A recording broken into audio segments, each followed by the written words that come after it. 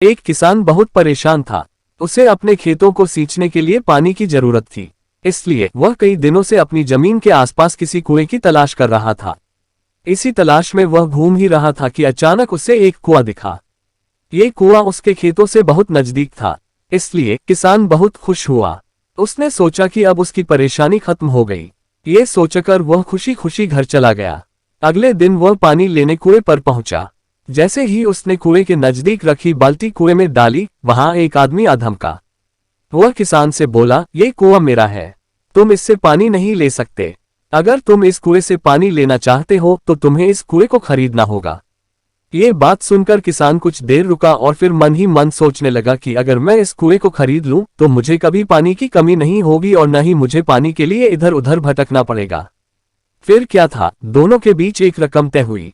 किसान के पास उतने पैसे तो थे नहीं, लेकिन वह यह मौका छोड़ना नहीं चाहता था। इसलिए किसान ने उस आदमी को अगले दिन वह रकम देने का वादा किया और घर की ओर चल दिया। किसान के लिए कुआं खरीदने का यह अच्छा मौका था, इसलिए वह इस काम में जरा भी देर नहीं करना चाहता था।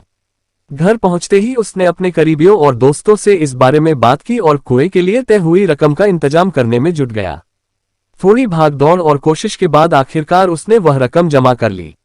अब वह पूरी तरह से निश्चिंत हो चुका था कि उसे कुआं खरीदने से कोई नहीं रोक सकता। जमा हुए पैसों को लेकर वह फिर घर चल दिया।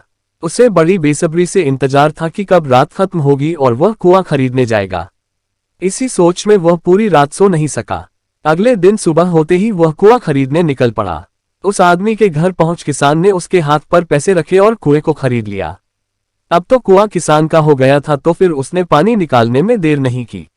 जैसे ही किसान ने कुएं से पानी निकालने के लिए बाल्टी उठाई, उस आदमी ने फिर बोला, ठहरो, तुम इस कुएं से पानी नहीं निकाल सकते हो। मैंने तुम्हें कुआं बेचा है, कुएं का पानी अभी भी मेरा है। किसान मायूस हो गया और न्याय के लिए राजा के दरबार में शिकायत करने पहुंच गया। मालूम है उस राजा का नाम क्या था? राजा अकबर। राजा अकबर ने उस किसान की पूरी कहानी सुनी और फिर उस आदमी को दरबार में बुलाया जिसने वह कुआं बेचा था। राजा का फरमान सुनते ही वह आदमी भागा भागा दरबार में हाजिर हो गया। राजा ने उससे पूछा, जब तुमने इस किसान को अपना कुआं बेच दिया तो फिर इसे पानी क्यों नहीं लेने दे रहे हो? आदमी बोला, महाराज, मैंने इसे केवल कुआं बेचा था, पानी नहीं। ये बात सुनकर राजा भी सोच में पड़ गए। उन्होंने कहा कि बात तो ये पते की कह रहा है, कुआं बेचा है, पानी तो नहीं। काफी देर सोचने के बाद जब इस समस्या को सुलझाने में वह नाकाम हो गए तो उन्होंने बीरबल को बुलाया। बीरबल बहुत ही बुद्धिमान था, इसलिए राजा अकबर किसी भी मामले पर फैसला लेने से पहले उसकी राय जरूर लेते थे। बीरबल ने एक बार फिर दोनों से उनकी समस्या पूछी। पूरी बात जानने के बाद बीरबल ने उस आदमी से कहा, ठीक है, तुमने कुआं बेचा, पानी नहीं। फिर तुम्हारा पानी किसान के कुएं में क्या कर रहा है? कुआं तुम्हारा नहीं है, फौरन अपने पानी को कुएं से बाहर निकालो।